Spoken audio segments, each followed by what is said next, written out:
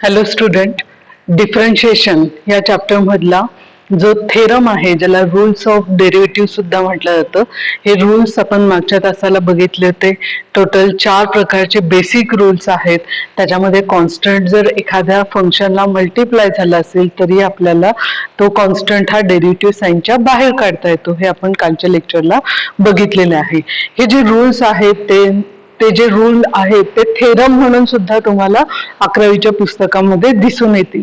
Theorem total 4 दिलेले आहेत. 4 पैकी मी आता एकच थेरम शिकवणार आहे, कारण एक जरी थेरम आला तरी पुढचे सगळे थेरम लक्षात येतील, प्लस 12वी मधले सुद्धा थेरम तुम्हाला लक्षात येतील. कारण थेरम हे एकसारखेच आहे. डेरिव्हेटिव्ह मध्ये बेसिक ज्या स्ट्रक्चर व्हॅल्यूज आहेत त्याच्यामध्ये थेरमच्या कधीच चेंज होत नाही. म्हणून एक थेरम लक्षात आला की पुढचे सगळे थेरम 11वीचे असू देत किंवा 12वीचे असू देत, सर्व थेरम एकसारखेच लिहायचे असतात. त्याचा बेसिक जो साचा आहे, स्ट्रक्चर ज्याला आपण म्हणतो, ते स्ट्रक्चर बदलत नाही. त्याच पद्धतीने तुम्हाला ते रायटिंग कम्प्लीट करायचंय.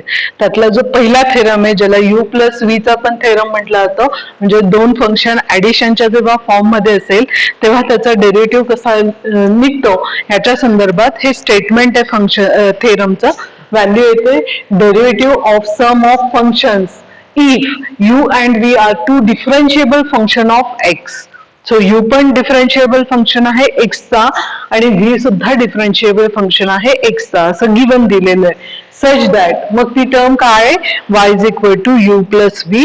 देन आपल्याला प्रूव्ह काय करायचंय, dy bye dx is equal to du upon dx plus dv upon dx.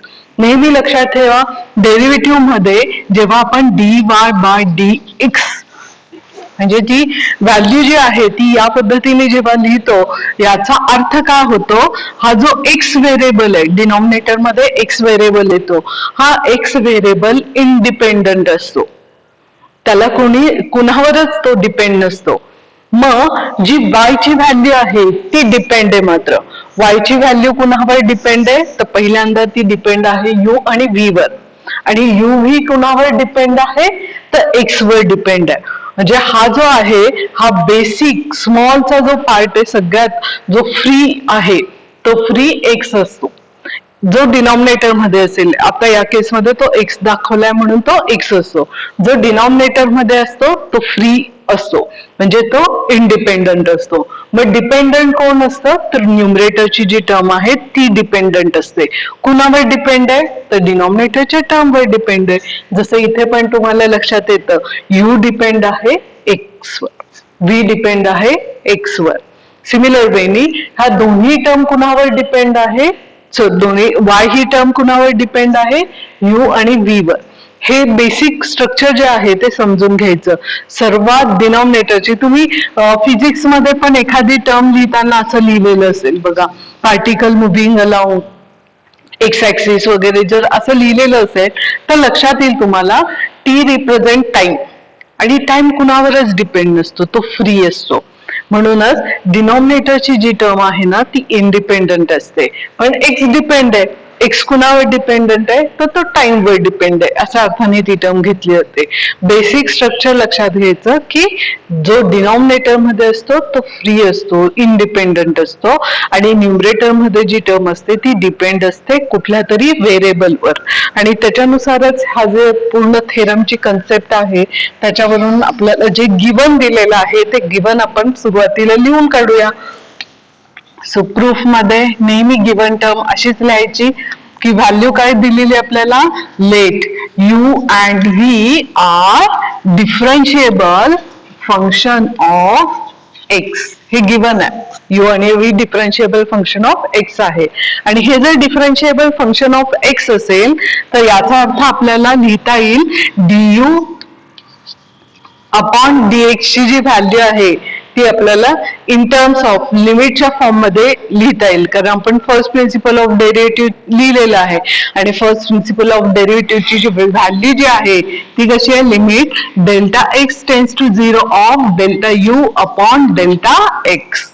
हे आपण डेल्टाच्या फॉर्म मध्ये का लिहितोय, कारण delta is the small increment of that variable. Variable कुठले आहेत मग, u v x y is the variable, आणि ह्या y मध्ये, u मध्ये, v मध्ये आणि x मध्ये जर आपल्याला काही बदल करायचा असेल तर तो बदल इंडिकेट होतो डेल्टा या लेटरने, आणि तो इंडिकेट या वेने केला जातो. ह्याला फर्स्ट प्रिन्सिपल ऑफ डेरिव्हेटिव्हचा खरं तर बेस आहे. आता तुम्ही फक्त टर्म लक्षात ठेवायची की जेव्हा आपण डेरिव्हेटिव्हची ही व्हॅल्यू लिहितो त्याचा बेसिक जे प्रिन्सिपल आहे ते लिमिटशी रिलेटेड आहे आणि तीच व्हॅल्यू आपल्याला कन्सिडर करायची. तसंच v is the differentiable function of x म्हणजे काय करतो आपण, dv upon dx is equal to limit delta x tends to 0 of delta v upon delta x या फॉर्म मध्ये. हे जे इक्वेशन्स आपण लिहिलेले आहेत जे गिवन होते आपल्याला, त्या गिवनला इक्वेशन नंबर 1 ने रिप्रेझेंट करून ठेवायचं, कारण नंतर ह्याचा यूज करायचा आपल्याला. हे जे गिवन आहे त्याच्यानंतर ह्याच्या अगोदर सुद्धा तुम्ही ही सेंटेन्स व्हॅल्यू लिहू शकता जे मी आता लिहिणार आहे, किंवा हे झाल्यानंतर सुद्धा तुम्ही ते लिहू शकतात. नेहमी बेसिक हेच राहील. परत काय लिहायचंय, लेट आपल्याला स्मॉल इन्क्रीमेंट कन्सिडर करायचे. Let delta x, delta U, delta V, delta y सगळे व्हेरिएबल्स घेतले मी डेल्टाच्या फॉर्म मध्ये. एक्स, यू, व्ही आणि वाय तुम्ही हे सिक्वेन्स उलट सुलट कसंही लिहू शकतात. फक्त सवय चांगली ठेवायची, नेहमी जो इंडिपेंडेंट व्हेरिएबल आहे तो अगोदर जर लिहिला तर मग व्हॅल्यू चुकत नाही असं एक आहे, म्हणून सहसा सिक्वेन्स तोच मेंटेन करायचा. आपण हे काय करतोय, आर स्मॉल इन्क्रीमेंट्स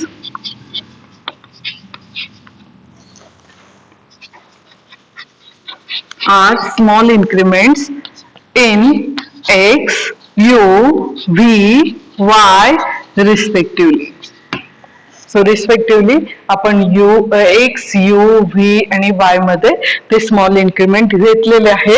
आणि जर हे असं असेल तर आपल्याला माहिती आहे डेल्टा एक्स जर टेन्स टू 0 झाला तर, डेल्टा एक्स जर टेन्स टू 0 झाला तर काय होऊ शकतं, as delta x tends to 0 definitely u ची व्हॅल्यू कशी होणार, टेन्स टू 0, v ची व्हॅल्यू टेन्स टू 0, y ची व्हॅल्यू टेन्स टू 0 डेल्टाच्या फॉर्म मधली. So delta x tends to 0 as delta x tends to 0 ही स्टेटमेंट व्हॅल्यू कशी लिहायची, comma delta U tends to 0, delta V tends to 0 and delta y is also tends to 0. So ज्याच्या basic मध्ये जर tends to 0 होत असेल याचा अर्थ त्याच्यावर डिपेंड असलेल्या सगळ्या व्हॅल्यूज ज्या आहेत त्या 0 कडेच जाणाऱ्या व्हॅल्यूज असू शकतात. या अर्थाने ही स्टेटमेंट लिहिली. हे जे आहे ते बेसिक सर्वांसाठी लिहायचं. कुठलंही फंक्शन असू दे, कुठलेही थेरम असू दे, तुम्ही सुरुवात करताना इथून सुद्धा करू शकतात. काही पुस्तकात म्हणजे पूर्वीच्या पुस्तकात ती इथून सुरुवात केलेली सुद्धा तुम्हाला दिसेल, आताच्या पुस्तकात ती अशा पद्धतीने केलेली आहे. सो जी आहे ती अशी सुरुवात आपण करू शकतो. आता हे स्मॉल इन्क्रीमेंट्स आपण घेतलेत म्हणजे आपण काय करतोय, डेल्टा म्हणजे जे स्मॉल इन्क्रीमेंटचा पार्ट आहे तो ऍड करतोय. हे ऍड पण करू शकतो. स्मॉल इन्क्रीमेंट ऍड किंवा सबट्रॅक्ट कसं करायचं, फॉर एक्झाम्पल इथे एक्स असेल तर त्याचा नेबरहुड पॉइंट जो आहे तो आपण कन्सिडर करतोय. मनातल्या मनात आपण काय कन्सिडर करतोय, त्याचा स्मॉल इन्क्रीमेंट याचा अर्थ नेबरहुड पॉइंट. आणि कुठल्या पण व्हॅल्यूला नेबरहुड पॉइंट 2 असतात. एक त्याच्या लेफ्ट हँड साईडला असतं, एक त्याच्या राईट हँड साईडला असतं. लेफ्ट हँड साईडला असेल तर ही व्हॅल्यू कशी इंडिकेट होणार आहे, मायनस एच. एक छोटस एच म्हणजे परत स्मॉल इन्क्रीमेंटचाच पार्ट आहे, तो दाखवताना मी आता एचच्या फॉर्म मध्ये दाखवलाय. तो लेफ्ट हँडला आहे म्हणून मायनस होणार. आणि जो तो राईट हँड साईडला असेल तर नेबरहुड पॉइंट काय होतो, ऍडिशनच्या फॉर्म मध्ये. हे प्रूव्ह करण्यासाठी आपण नेबरहुड पॉइंट जो घेणार आहे तो नेबरहुड पॉइंट राईट हँड साईडचाच घेणार आहोत आणि तो डायरेक्ट आता आपण प्रॉब्लेम मध्ये किंवा प्रूफ मध्ये यूज करणार आहे. दुसरं गिवन काय आपल्याला ते लिहून घेणार आहोत आपण. So let y is equal to u plus v. आणि आता जे नेबरहुड पॉइंट मी म्हटलेले आहेत ते आपण ऍड करणार आहोत. ऍड कसे करायचे, y plus delta y left hand साईडला, राईट हँड साईडला कसं होईल, u प्लस डेल्टा u. ही पहिली टर्म तयार झाली. सिमिलर वेनी दुसरी टर्म होईल v plus delta v. Convenience साठी आपण ब्रॅकेट घातले, अदरवाईज ब्रॅकेट घालण्याची काहीच गरज नाहीये. व्हॅल्यू जी आहे ती आहे तशी लिहून काढा. आता ह्याच्यामधले जे डेल्टाच्या टर्म्स आहेत त्या मी जवळ घेते आणि ज्या टर्म्स विदाउट डेल्टाच्या आहेत त्यांना मी ब्रॅकेट घालते. हे ब्रॅकेट का घालायचं, तर परत मला ह्याचं सिम्प्लिफिकेशन हवंय आणि म्हणून मी ते ब्रॅकेट घातलेलं आहे. सिम्प्लिफिकेशन जर ऑब्झर्व केलं तर इथे ही व्हॅल्यू आलेली आहे यू प्लस व्ही, ज्याची टर्म काय येते वाय, आणि तीच व्हॅल्यू इथे सबस्टिट्यूट करायची आपल्याला. जर मी इथे y सबस्टिट्यूट केलं प्लस y, तर आता काय होईल, हा जर y इकडे शिफ्ट केला तर minus plus y get cancel. जागेवर ऍडिशन असल्यामुळे जागेवर ह्या टर्म्स आपण कॅन्सल करू शकतो. म्हणजे आपल्याला फायनल व्हॅल्यू काय मिळेल, delta Y is equal to delta U plus delta V. नेहमीच कुठलाही थेरम बघितला, हे एवढं बेसिक लिहिल्यानंतर जे गिवन टर्म्स असते, थेरम मध्ये एक टर्म तुम्हाला वायच्या फॉर्म मधली गिवन असते, ती लिहिल्यानंतर जेव्हा तुम्ही सिम्प्लिफाय करता तेव्हा सगळी टर्म अशीच्या अशी येते परत, फक्त ती कशी येते, स्मॉल इन्क्रिमेंटच्या पार्ट मध्ये येते. सगळी टर्म वायच्या ठिकाणी वाय आलाय बघा, यूच्या ठिकाणी यूच आलाय आणि व्हीच्या ठिकाणी व्हीच आलेला आहे. फक्त फरक कसा आहे की वरची टर्म जी गिवन होती ती व्हेरिएबलच्या फॉर्म मध्ये होती, इथे जो आहे तो स्मॉल इन्क्रिमेंटच्या फॉर्म मध्ये, एवढाच फरक येतो. म्हणून 12वी मध्ये जेव्हा आपण थेरम लिहितो तेव्हा डायरेक्ट ही टर्म लिहून त्याच्यानुसार आपल्याला कसं कॅल्क्युलेशन हवंय ते डायरेक्ट आपण इंडिकेट करतो. मधल्या स्टेप्स आपण लिहित नाही.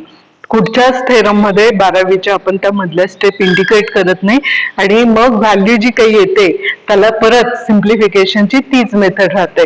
एवढी टर्म आली की आता ह्याच्यानंतर काय करायचंय कॅल्क्युलेशन, तर ह्या दोन्ही टर्मला लेफ्ट हँड आणि राईट हँडच्या दोन्ही बाजूला आपल्याला डेल्टा एक्स ने डिवाइड करायचंय, कारण स्मॉल इन्क्रिमेंटचा जो इंडिपेंडेंट व्हेरिएबलचा फॉर्म आहे तो आपल्याला डिवाइड करून घेतला पाहिजे.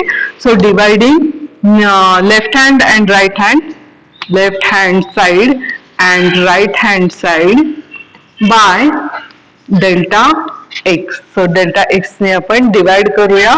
We get delta y upon delta x is equal to delta u upon delta x plus delta v upon delta x. हे जे इक्वेशन नंबर 1 आहे त्याच्या फॉर्म मध्ये आपण त्या टर्म्स नेतोय. आता इक्वेशन नंबर 1 मधले ही टर्म तयार झाली. आता त्याच्यानंतर आपल्याला काय पाहिजे, त्याच्या समोर लिमिट पाहिजे, मगच ह्या व्हॅल्यूचा आन्सर आपल्याला ही टर्म मिळत जाईल. म्हणून taking limit on both hand side, taking limit on both side. कसं लिमिट हवंय आपल्याला, as delta x tends to 0चं लिमिट हवंय. स्मॉल इन्क्रिमेंट मधलं जो इंडिपेंडंट व्हेरिएबल आहे त्याच्याच फॉर्म मधलं ते लिमिट हवंय. त्यामुळे दोन्ही बाजूला लिमिट कन्सिडर करायचं. Tends to 0 of delta Y upon delta X is equal to limit delta x tends to 0 of delta you upon delta X plus limit delta x tends to 0 of delta V upon delta X. ही term तयार झाली तर by equation number 1 ह्याची जी value आहे ती आपल्याला डेरिव्हेटिव्हच्या form मध्ये लिहिता येते. So therefore by 1 right hand side become, right hand side मध्ये काय होतं, D U upon D X plus D V upon D X चा फॉर्म होतोय. फक्त राईट हँड मध्येच बदल होतोय. लेफ्ट हँड जो आहे तो ऍज इट इज राहतोय आणि ह्या लेफ्ट हँडची जी व्हॅल्यू आहे ती जर ऑब्झर्व केली तर याच्यामध्ये राईट हँड जो डेरिव्हेटिव्हच्या फॉर्म मध्ये येत असेल तर कंपल्सरी जो लेफ्ट हँड आहे तो सुद्धा डेरिव्हेटिव्हच्या फॉर्म मध्येच आला पाहिजे. म्हणून खाली एक शेवटचं सेंटेन्स लिहायचं, as RHS exists, LHS become. RHS exist झाला तर LHS बिकम काय होईल, त्याची value limit delta x tends to 0 of delta Y upon delta X ची व्हॅल्यू बनेल dy बाय dx. आणि म्हणूनच आपल्याला हे सेंटेन्स फायनल फॉर्म मध्ये कसं लिहिता येतं, हे या पद्धतीने. Therefore, dy by dx is equal to du upon dx plus dv upon dx. अशा पद्धतीने डेरिव्हेटिव्हचा कुठलाही थेरम असेल तरी सुरुवात अशीच करायची सेम वेनी. नंतर जे गिवन दिलेलं असेल, आता हे स्टेटमेंट गिवन प्रत्येक वेळेस वेगवेगळे असते. जसं ऍडिशनच्या फॉर्म मधला हा थेरम आहे, तसं सबट्रॅक्शन असेल, मल्टिप्लिकेशन असेल, डिव्हिजन असेल, किंवा 12वी मध्ये फंक्शन रेस टू फंक्शन किंवा फंक्शन कंपोजिट फॉर्म मध्ये असतं, ज्याला चेन रूल सुद्धा म्हटलं जातं, ते आपण पुढे बघणार आहोत. त्या जरी फॉर्म मध्ये असेल तरी डेरिव्हेटिव्हचा थेरम या सिक्वेन्सनी सॉल्व्ह करायचा. इथे मात्र उलट जरी झालं, म्हणजे काही वेळेस ह्या टर्म्स आपण अगोदर पण घेतो आणि ह्या टर्म्स आपण नंतर लिहितो, तसंही झालं तरी चालतं. नंतर आलेली जी टर्म आहे ती स्मॉल इन्क्रीमेंटच्याच फॉर्म मधली लिहून टाकायची. ती जर स्मॉल इन्क्रीमेंटच्या फॉर्म मध्ये असेल तर ही स्टेप करायची असते की दोन्ही बाजूला आपल्याला dx ने डिवाइड करायचं असतं. हे डिवाइड झालं की दोन्ही बाजूचं लिमिट घ्यायचं डेल्टा एक्स टेन्स टू झिरोच्या फॉर्म मध्ये. ह्या स्टेप बदलत नाहीत परत, म्हणजे हे लिहिल्यानंतर ह्या स्टेप्स तशाच राहतात. बदलतं काय, तर इथले सिम्बॉल्स जे असतील ते वेगवेगळ्या पद्धतीने त्या पद्धतीने बदलतात. ते कसे बदलतात हेही तुम्हाला लक्षात येईल, फार काही अवघड नाहीये ती गोष्ट. हे जे आहे ते त्याच्यामध्ये RHS मध्ये सुरुवातीला बदल होतो, कारण RHS ची व्हॅल्यू गिवन काय दिली, u and v are differentiable function of एक्सच्या फॉर्म मध्ये. RHS मध्ये जर बदल झाला तर डेफिनेटली LHS मध्ये सुद्धा बदल होतो. अशा अर्थाने ही स्टेटमेंट लिहायची, हे प्रत्येक थेरमला असंच लिहायचं. नंतर ती व्हॅल्यू इंडिकेट करायची आणि मग ती फायनल स्टेटमेंट आपल्याला जशी हवी आहे त्या फॉर्म मध्येच एक्सप्रेस केली जाते. हे जे थेरम आहेत ते 4 मार्कांसाठी विचारले जातात. हा 11वीचा थेरम आहे बेसिकली. 12वी मध्ये सुद्धा याच वेनी येतं आणि 12वीचे थेरम आपण ह्या स्टेप्स करत नसल्यामुळे ते कदाचित 3 मार्कांसाठी किंवा 2 मार्कांसाठी सुद्धा विचारले जातात. 12वी मध्ये थेरमला कमी वेटेज आहे, डेरिव्हेटिव्हच्या थेरमला पर्टिक्युलरली, कारण ऍप्लिकेशन भरपूर आहे 12वी मध्ये. त्यामुळे 12वीच्या थेरमसाठी जर मार्क विचारलं तर मार्क काही थेरम हे 3 मार्कांसाठी, काही थेरम 4, डिपेंड आहे किती सोपा पेपर असतो त्याच्यावर डिपेंड असतं. आयदर 3 मार्कांसाठी येऊ शकतो थेरम किंवा 4 मार्कांसाठी सुद्धा तो थेरम विचारला जाऊ शकतो. प्रत्येक थेरम याच पद्धतीने सिम्प्लिफाय करायचा. फॉर एक्झाम्पल इथे जर मायनसची टर्म असेल, म्हणजे पुढचं सबस्ट्रॅक्शन आहे आणि सबस्ट्रॅक्शनची जर टर्म असेल तर साहजिकच इथे मायनस साईन आहे. मायनस साईन मुळे काय होतं, आतल्या टर्मच्या साईन चेंज होतात. परत ह्या ज्या व्हॅल्यूज आहेत स्मॉल इन्क्रीमेंटच्या त्या जवळ घ्यायच्या आणि ह्या ज्या व्हॅल्यूज आहेत त्या जर जवळ घेतल्या तर अशी टर्म तुम्हाला दिसेल. ही टर्म ऍज इट इज राहील आणि ही टर्म परत चेंज होईल वायच्या फॉर्म मध्ये. परत plus minus Y gets cancel, म्हणजे टर्म काय राहिली, डेल्टा यू मायनस डेल्टा बीच्या फॉर्म मध्ये. हे सेम वेनी तुम्ही जर ऑब्झर्व केलं ना, अगदी u इंटू व्ही चा जरी थेरम बघितलं तर याच पद्धतीने तुम्हाला सॉल्व्ह करायचा. आणि पुढच्या वर्षीचे सुद्धा थेरम तुम्हाला याच पद्धतीने सॉल्व्ह करायचे आहेत. हे थेरम महत्वाचे आहेत आणि ह्या थेरमवर डिपेंड असलेल्या काही कन्सेप्ट आहेत ज्याला आपण फॉर्म्युलेज म्हणतात. त्या फॉर्म्युल्यांचं सिम्प्लिफिकेशन थेरम नंतर दिलेले आहे. ते सिम्प्लिफिकेशन आपण घेणार नाहीये, डायरेक्ट ते फॉर्म्युले तुम्हाला पाठ करायचे. ते फॉर्म्युले जसेच्या तसे पाठ करायचे आणि हे जे रूल्स आहेत हे रूल्स यूज करायचे आणि मग पुढचे जे प्रॉब्लेम आहे एक्झरसाइज मधले ते प्रॉब्लेम सॉल्व्ह करायचे. ही एक्झरसाइज जी आहे ती एकत्रित आहे. ऍडिशन, सबस्ट्रॅक्शन, मल्टिप्लिकेशन, डिव्हिजन अशा सगळ्या प्रॉब्लेमचं एकत्रित एकच एक्झरसाइज दिली आहे. पुढच्या वर्षी एक्झरसाइज जास्त असल्यामुळे ह्या वर्षी फक्त एकच एक्झरसाइज, 11वी मध्ये फक्त एकच एक्झरसाइज इथे इंडिकेट केलेली आहे, पण त्याच्यामध्ये सगळंच कॉम्बिनेशन आहे. Addition, subtraction, multiplication, division, constant सुद्धा मल्टिप्लाय झालेलं तुम्हाला दिसून येते. बेसिक जे फॉर्म्युलेज आहेत ते ह्या थेरम वरून किंवा तुमचे जे फर्स्ट प्रिन्सिपल ऑफ डेरिव्हेटिव्हचा थेरम आहे किंवा ती व्हॅल्यू जी आहे फर्स्ट प्रिन्सिपल ऑफ डेरिव्हेटिव्हची त्याच्यानुसार सुद्धा ते जे फॉर्म्युलेज आहेत ते तयार करता येतात. ते तयार करण्याची मेथड आपल्या अभ्यासक्रमामध्ये नाही आहे. आपण डायरेक्ट ते एक्सेप्ट करणार आहे ऍज अ फॉर्म्युले आणि ते फॉर्म्युले मी तुम्हाला पुढच्या तासाला आणि ते लक्षात पण कसं ठेवायचं हेही मी तुम्हाला पुढच्या तासाला सांगेल. त्याच्यानंतर काही आपण प्रॉब्लेम्स जे आहेत ते प्रॉब्लेम सॉल्व्ह करूयात आणि मग हा 11वीचा जो बेसिक पार्ट आहे तो इथे कम्प्लीट होईल. ठीक आहे, उरलेलं आपण पुढच्या लेक्चरमध्ये.